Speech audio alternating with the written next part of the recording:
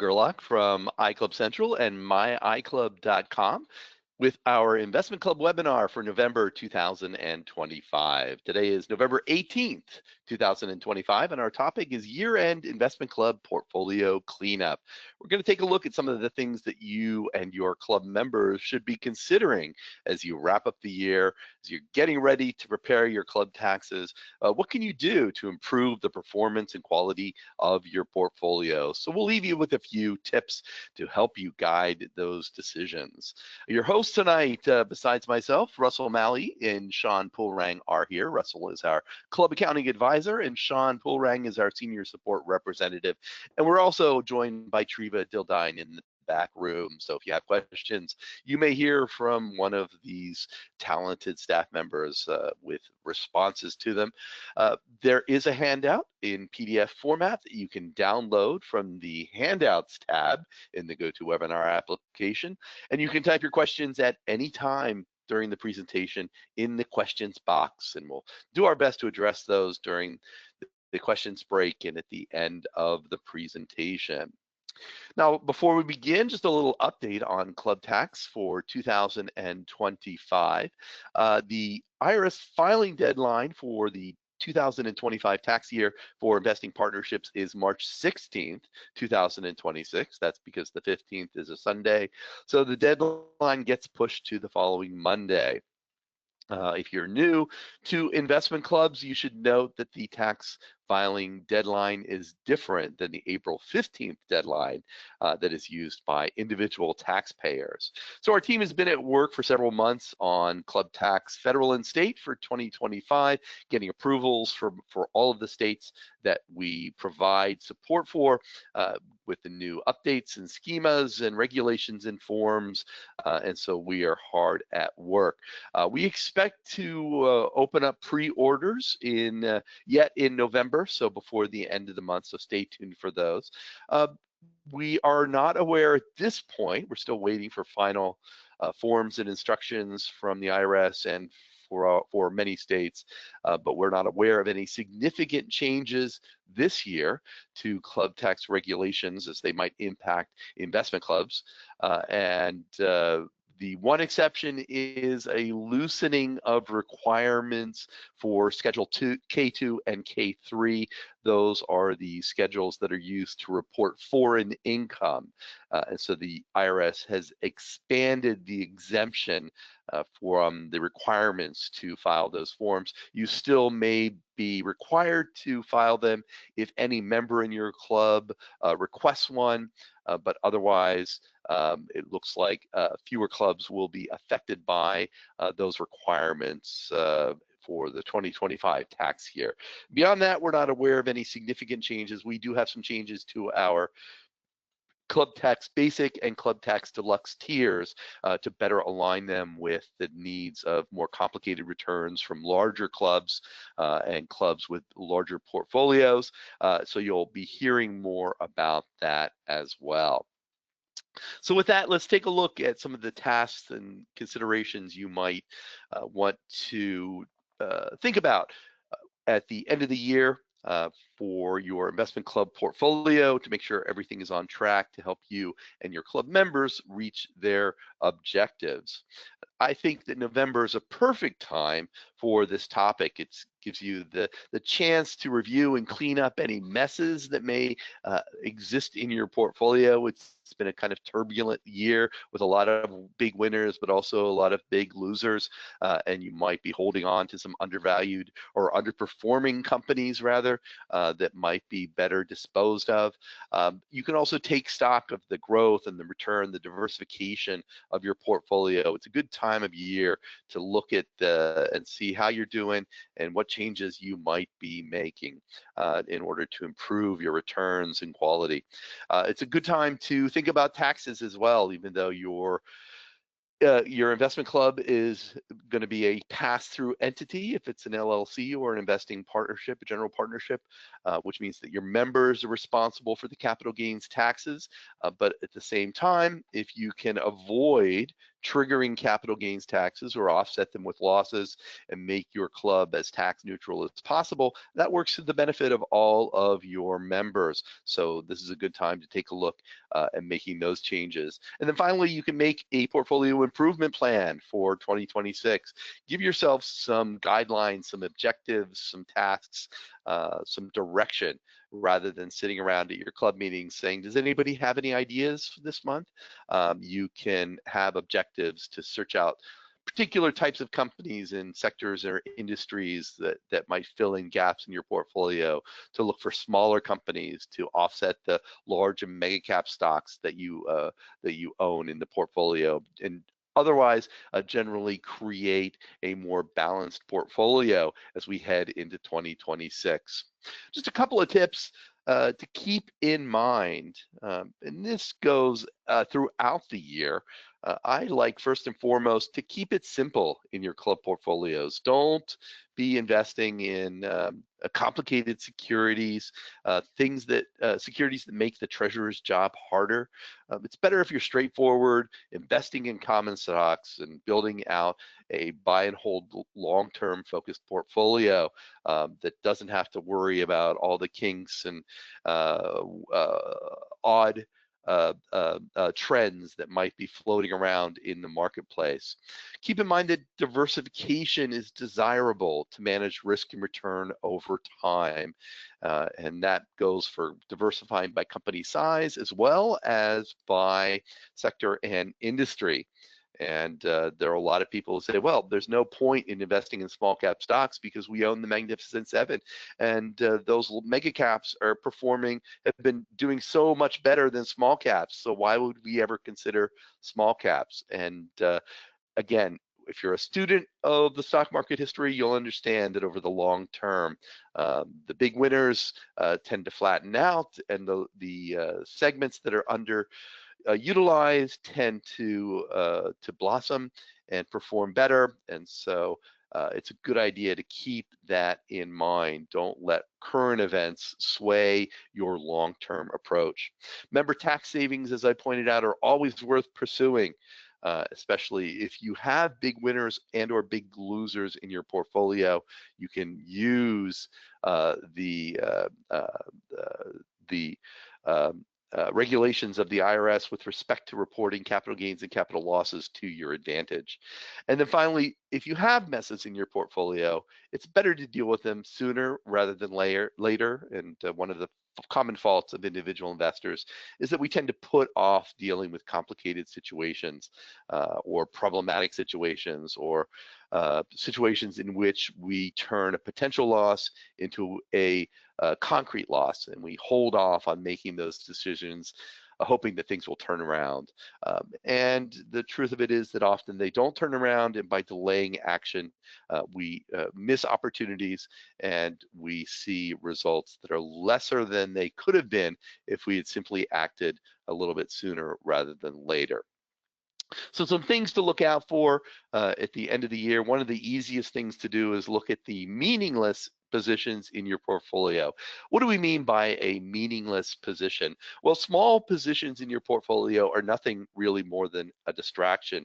My rule of thumb is that no stock should be less than 3% of your total portfolio.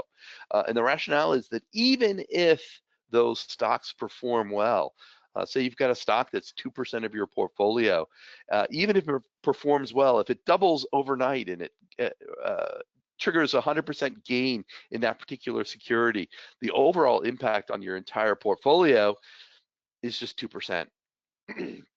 And that is not doing anything for your portfolio. I believe that you should be concentrated, you should be intentional in your decisions, you should have significant positions in fewer stocks rather than tiny positions in a greater number of stocks. If you have 50 stocks in a portfolio, chances are you're never going to outperform an S&P 500 index fund, and you'd be better off perhaps not worrying about all the individual stocks and just buying index funds. So if you're not going to be concentrated in the portfolio, then you're defeating the purpose. So use this opportunity to get rid of those small holdings. Often they're shards, what we call shard stocks that are spun off from other companies, and you can consider them to be little free shares that you got because they were spun off from another company. They're not free. They have a basis. They have a cost. And even if you were to sell them at a capital gain, you're not talking about significant levels of gains. And so it's much better to get rid of these, use the cash to boost other positions or towards your next purchase. On the valuation statement in My iClub, you can find the percentage of the club portfolio of all of your securities. So look at those small holdings. And it may be that they are ripe for adding and building up a position. And there's nothing wrong with that, with adding to positions and build them up over time. But if you're not willing to make that commitment, then you should break it off entirely. On the other end of the spectrum, it's a good time to address those overweighted positions. Large positions can be gratifying because they validate us and our prowess as investors. They label us as successful investors. However, when a individual company becomes a too significant portion of your portfolio, say more than 25 or 30%, that is actually a significant risk factor for the overall portfolio. Generally, it's a good rule of thumb to let your winners ride. In our better investing approach, we do like to let the winners ride, let the successful companies continue to blossom, and we prune the weeds. That's our portfolio management strategy. However, if you've got a single holding that makes up too much of the portfolio, if that company were to sharply fall in valuation, or if we have a general market correction, the damage to your portfolio could be significant. So you're violating the principles of diversification by overweighting individual positions. Now, many times people in clubs resist selling those overweighted positions because they understand that the minute that you sell that position or part of it or pare it down, the stock will tend to, it seems, always want to go up in price. And so by selling, we're actually eliminating future gains, and that seems contrary to your objective, and that would be true. So if you're concerned about that, consider using a trailing stop loss order and set that stop somewhere between 6 to 10% behind that trailing stop, 6 to 10% behind the high that the stock reaches. So if it falls more than your trailing stop percentage, say 6%, 8%, then a certain portion, not necessarily all of the shares, but a certain portion might be sold. And that way you can kind of capture future upside, at least a little bit of it, and also pare down the holdings in your portfolio. So again, on the valuation statement, you can find those big winners and look at ways to manage them. Certainly, if you are in a club with a full member withdrawal, distributing some of those shares of those excessively valued securities can be a smart move because it triggers the gains, but the gains are not passed on to existing members for potentially many years. So each member of the club at the time that stock was distributed to the withdrawing partner gets allocated a portion of the capital gain, but it doesn't get distributed to them until they leave the club, which could be 3, 5, 10 years down the road. And so the next best thing to avoiding capital gains taxes is deferring them for years down the road when your club position ownership would be much larger, and so that amount of capital gains that you would be taking with you would be a smaller percentage-wise to your entire club holding, perhaps. So smart things to do, but watch out. The market has been kind of choppy. It's a little heady. PE ratios are high. So you got to be ready for a correction, and that will impact those stocks that have hyper valuations to a degree greater than others in your portfolio. Addressing chronic underperformers is also a good task for year end. Not all stocks are created equal. Often underperforming stocks get sat on. We wait and see what might happen, give it another quarter, all sorts of delaying tactics rather than taking action to find a replacement for this particular company. So if your club is sitting and waiting around, maybe you don't know, should we sell? Maybe you talk about it in club meetings. There are different opinions in your club amongst members about what to do with that particular company. Instead of simply sitting around and waiting for it, why don't you try to find replacement candidates and then challenge your holding that is not performing well with another a replacement stock idea and see which one comes out on top. So swapping out those money losing stocks can also be a good tax move, especially at year end. If you can trigger a little bit of a capital loss, that's always advantageous. You know, if that might be the straw that breaks the camel's back or that helps you to make that decision, then hey, that's great. Trigger a little capital loss that gets distributed out to your club members, and you can get rid of this stock that nobody's really happy about. So on the valuation statement, you'll find the stocks that are in the red, that are sitting with big losses. Those tend to be stocks that maybe are facing near-term or mid-term problems, and they might be good candidates to replace. You can also check out the fundamentals on the portfolio review report, especially if your members are all using linked SSGs. When we talk about the strength of growth of portfolios, it's because the better investing approach is a growth stock approach. The common belief of our methodology that better investing uses is that clubs that grow their sales and earnings will eventually always see their prices go up. And so over the long term, we want to have plenty of opportunity for capital appreciation. So a nice target in your growth stock portfolio is for a weighted average projected earnings per share growth rate for the entire portfolio of at least 10%, 10 to 12%. Typically is a good target. And then if you buy stocks that are undervalued, then as the PE ratios return to normal levels or reach overvalued levels, that gives you a little additional return. And if you receive some dividends on some of your stocks, that also gives you a little bit of additional uplift, and that can help your return of your club portfolio to meet or exceed the market. However, if you have too many stocks that are slow growers, maybe your club is being too conservative, maybe it's favoring low beta stocks, it's not willing to go out on a limb, then your entire return could be threatened. So we can use the SSG's earnings projections if your members are using the linked SSGs, or you can refer to the analyst 2 or 5-year earnings growth rates. We use both, a combination of both on that report, the earnings per share growth rate diversification report. So you can check that out in my iClub.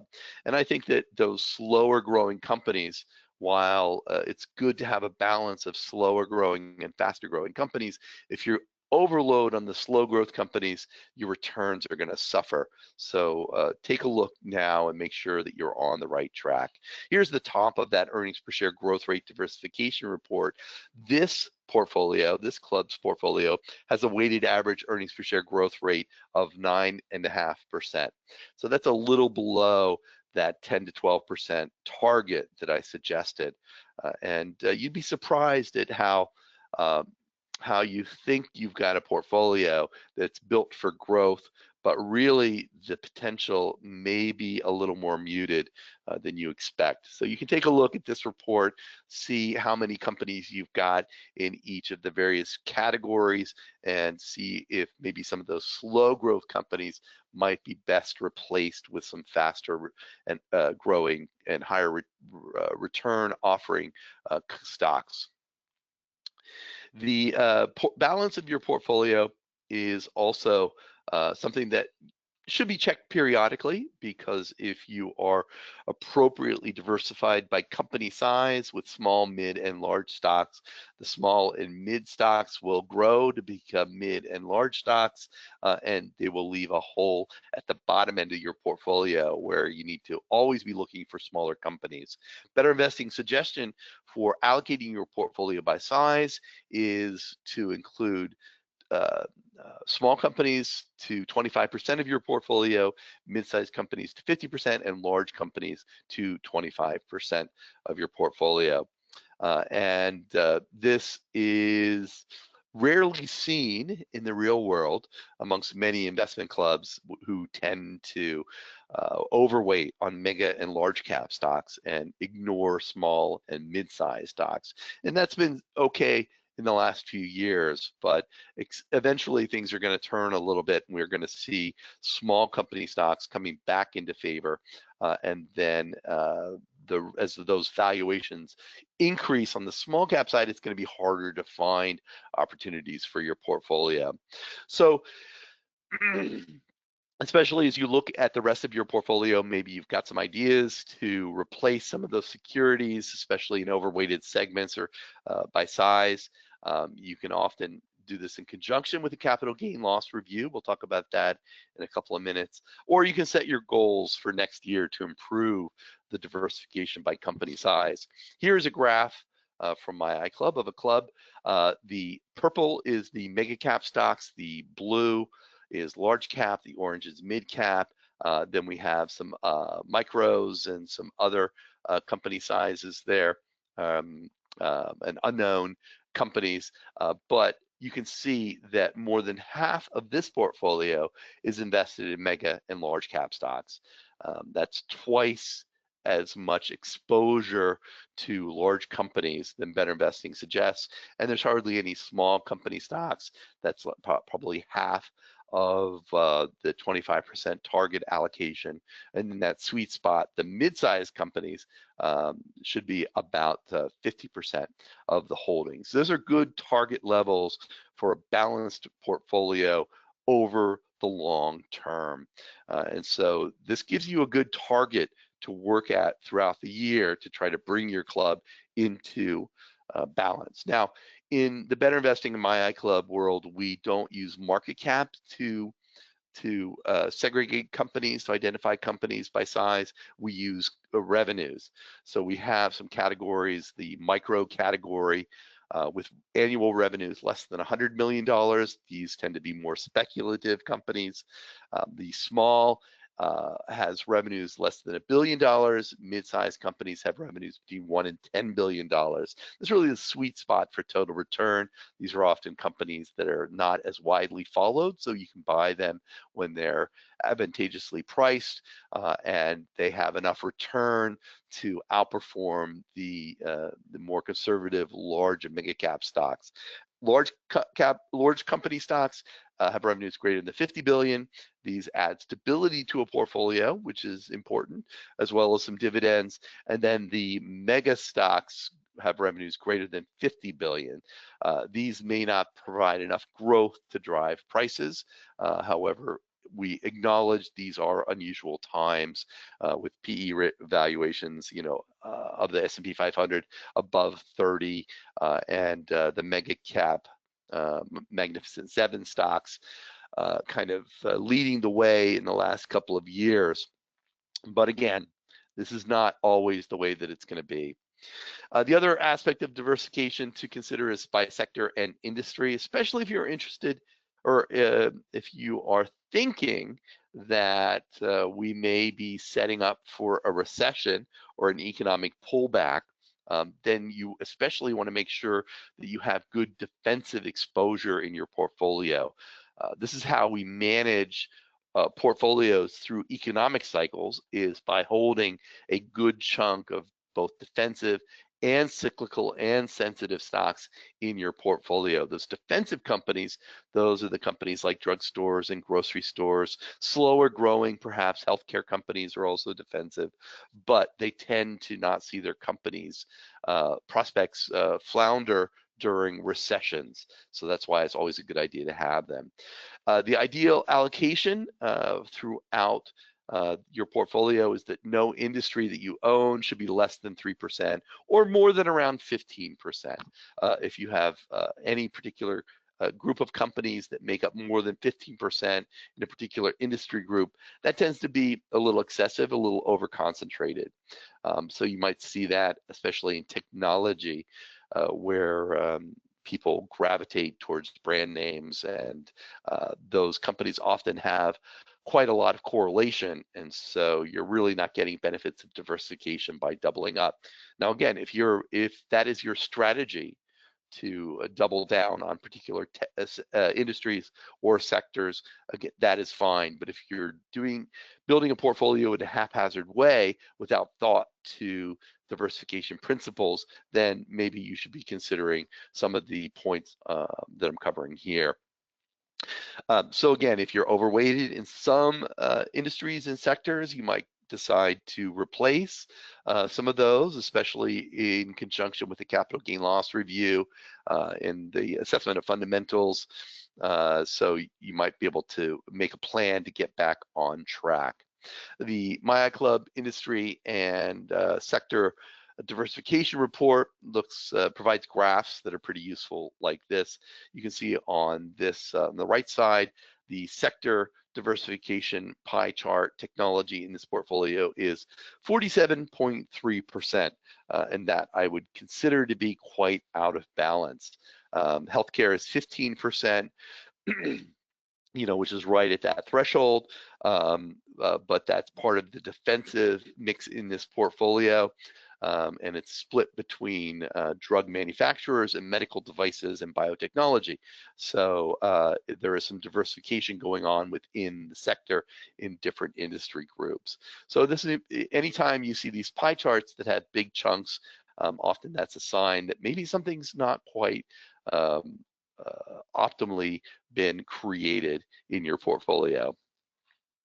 Now let's talk next about capital gains and losses. This can be an important strategy, and it's good that you're doing it, thinking about it in November and December and not waiting until the end of the year when everyone else is maybe doing some tax loss selling or some portfolio rebalancing at the end of December, some window dressing that mutual funds might be doing to clean up their reporting, to get rid of underperformers so they don't have to divulge them in their mutual fund reports to the SEC. So step one is to determine the gains and losses that you have realized in the tax year. You'll find this on the capital gains report or the security cost basis report in MyICLUB.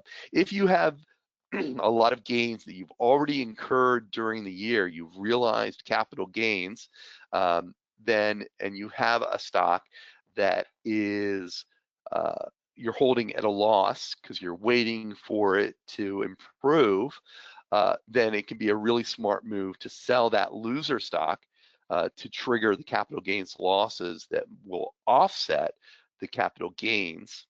Did I say capital gains losses? The capital losses to offset the capital gains that you've already incurred from the stock that you sold earlier in the year.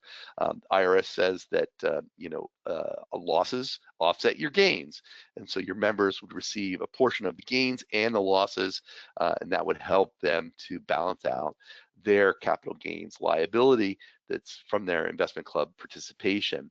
Likewise, if you have a stock that you sold earlier in the year and you generated a loss, you can simply distribute that loss to members, and members can use that loss on their personal tax return to offset any personal capital gains that they've incurred, or they can use a certain portion of it to offset ordinary income. So the loss, it can be a very valuable tool that you don't want to overlook.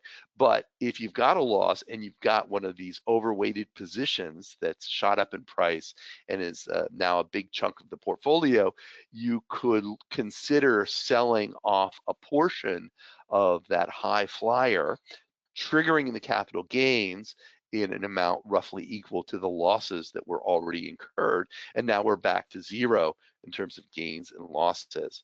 Right? So it can be a really smart move to help you both clean up the portfolio and to manage the tax burden that your members will have to take care of on their personal returns.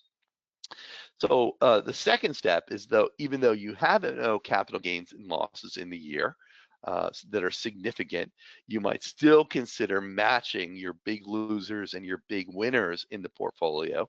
The big losers because perhaps fundamentally they've weakened, the big winners because perhaps they're overvalued. And if you have those imbalances and you can trigger roughly same amounts of gains and losses, we're again back to a tax neutral event. However, you've improved the quality and return objectives of the portfolio, perhaps using that capital to go into new companies that have better potential for total return than the stocks that you're currently looking at. In my iClub, the portfolio gain loss report will help you with that. So matching potential gains with losses give you that advantage of eliminating or reducing taxes and eliminating future potential losses from overvalued stocks and undervalued companies. Right now, a lot of stocks are at the high end of their valuation range.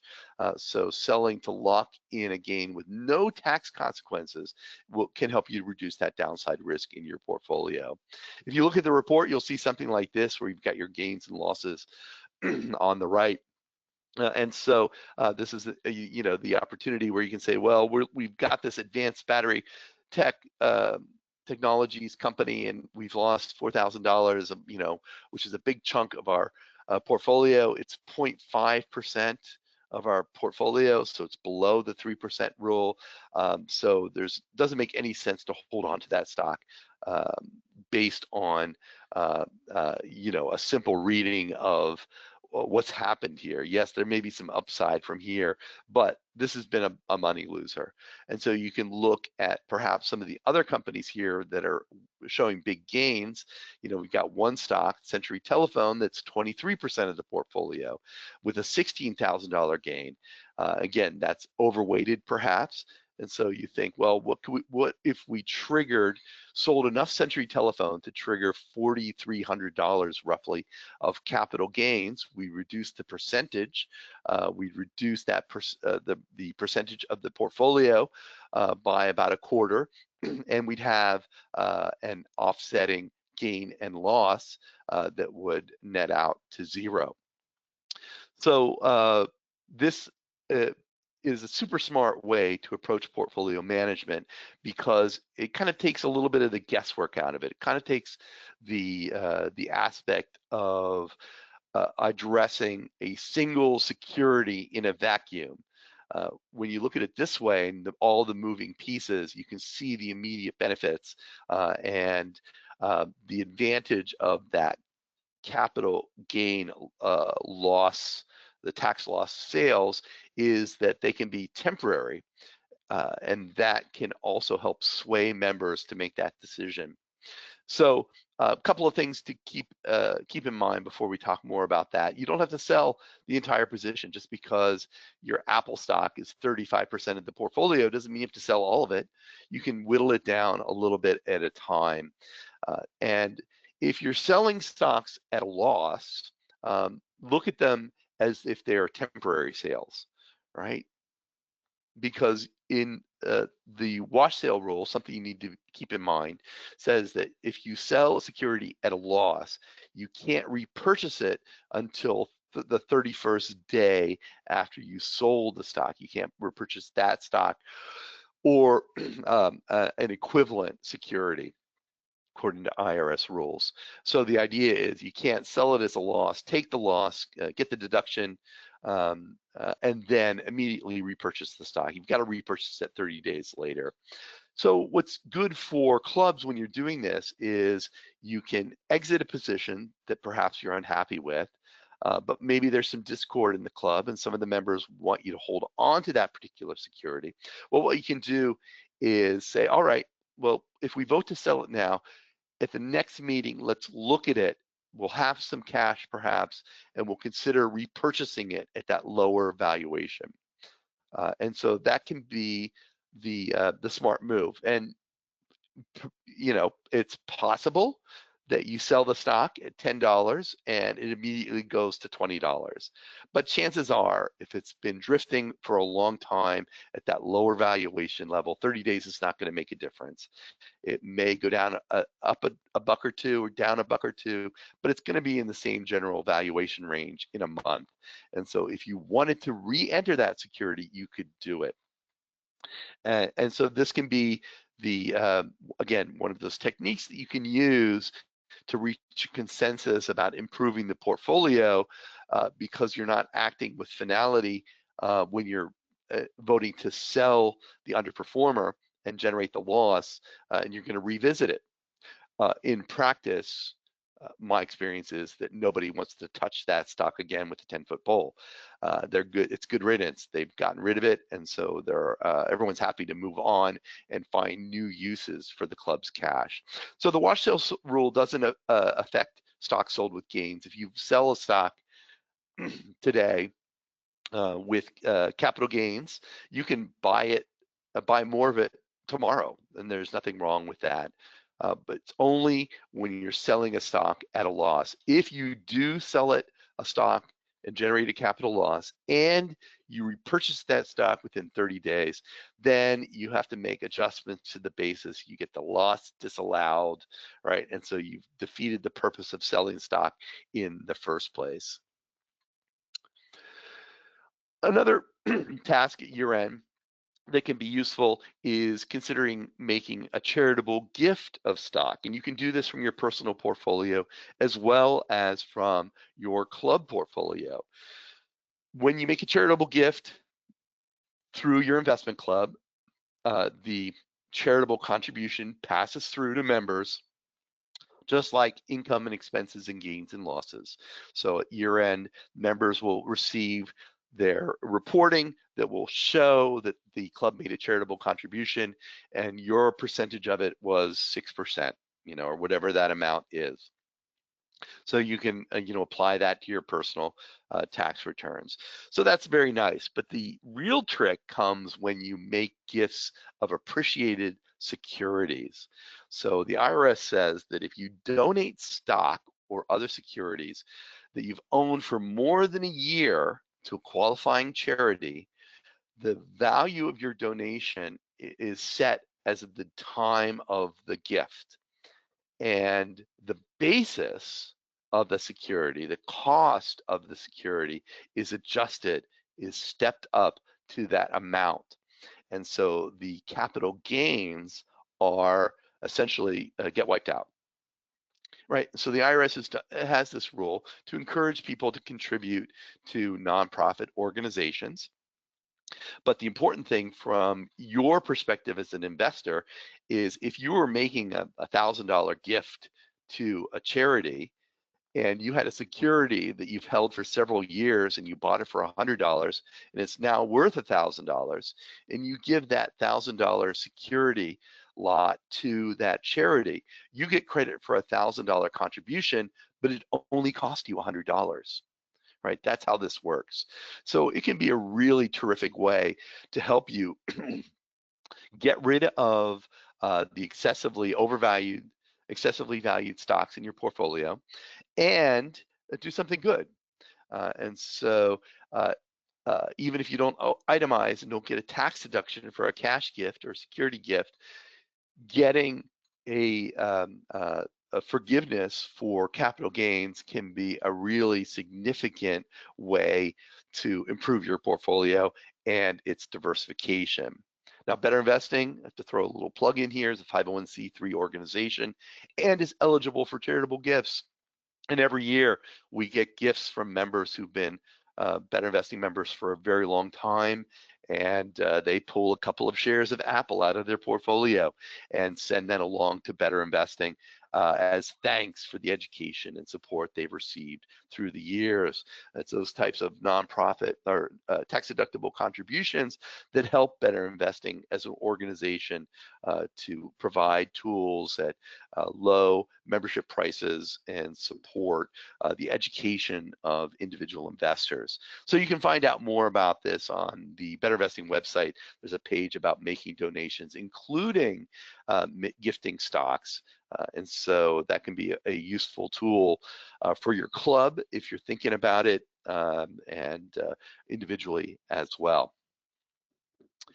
So let's talk about problem securities. You'll hear more and more about problem securities as we get into our club tax season.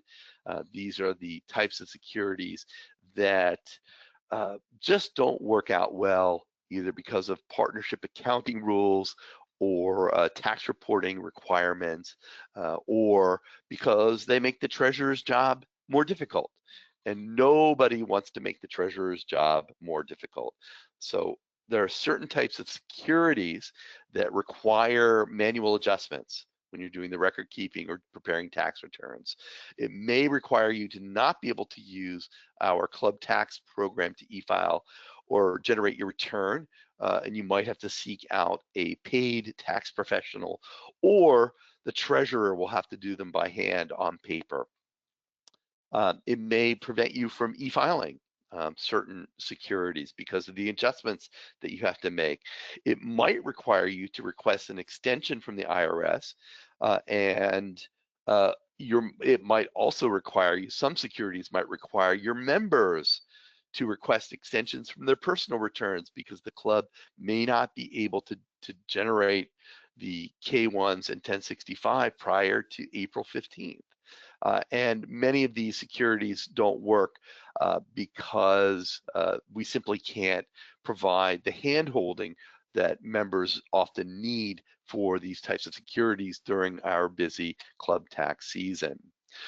We did a webinar last month in October 2025 that has full details on securities to avoid. So I will point you to that. We've been building in some more warnings into my iClub about the types of securities that generate problems. These include real estate investment trusts, business development companies, publicly traded partnerships, master limited partnerships, commodities, precious metals, or exchange traded funds that hold commodities or precious metals.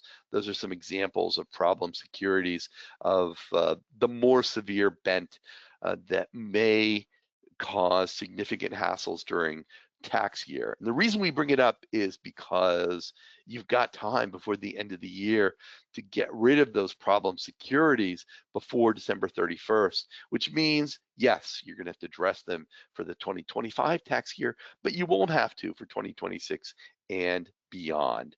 So it's very important that you understand the issues with different types of securities that are not common stocks. So all of these topics combine to make for a pretty filled club meeting where you review the issues and look at your portfolio. And then one of the advantages of doing this review is that you can create an action plan, set the tasks, things that you want to do immediately, where you need to find replacements for underperforming companies that are having fundamental problems, or drive those long-term goals to move more into smaller and mid-sized company stocks, right? So whatever that action plan is gives you guidance throughout the year and will help your club to find more specific routes to take to improve its return and quality. So your near-term goals might be sell a stock before the end of the year to capture the gain, sell stocks to harvest the loss and offset the gains, so review the stock that you sold at a loss at your January meeting to see about repurchasing it. And then long-term, finding replacements for stocks with uncertain prospects,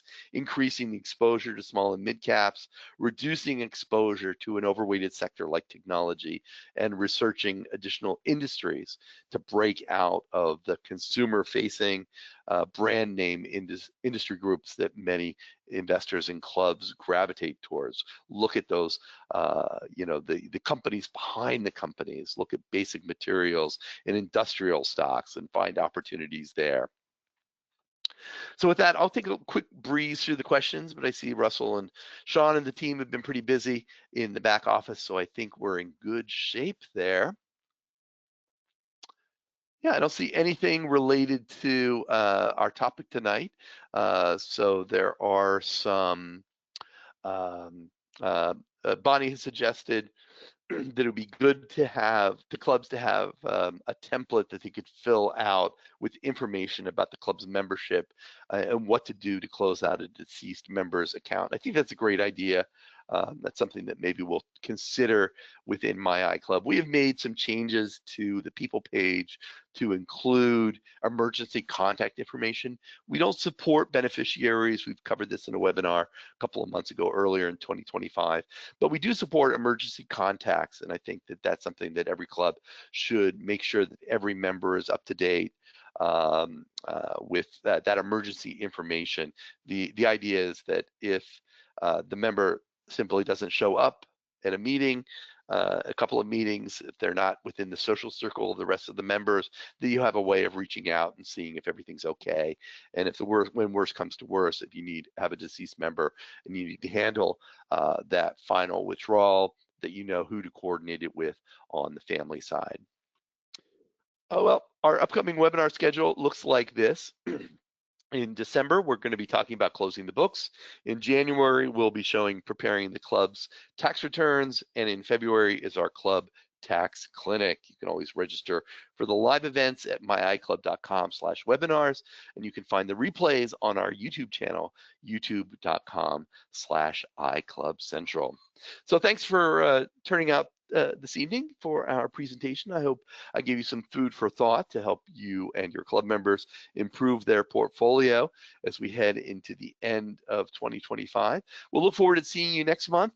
So thanks again. Thanks to Sean, Russell, and Treva, and I wish you all the best for better investing in your club and your personal portfolio.